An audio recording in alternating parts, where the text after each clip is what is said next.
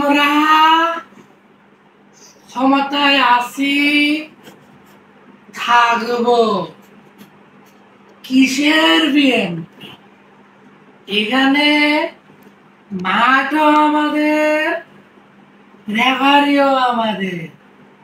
বাসি বসি যা দিবে আমাদের পক্ষেই দিবে। এখানে বিএনপি যদি লাঠি লুঠি নিয়ে আসে, পুলিশ কি ললিপাস চুটবে?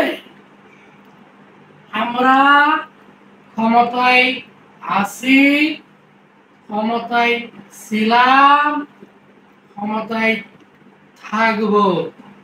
আপনারাও আমাদের সাথে থাকবে। আমরা করোনা থেকে শক্তিশালী। আমরা জাতি হিসেবে অনেক শক্তিশালী। আমরা 10 বছর ক্ষমতায় আছি, আগামী আরো 50 বছর ক্ষমতায় থাকব। আমরা কখনো পালিয়ে যাব না।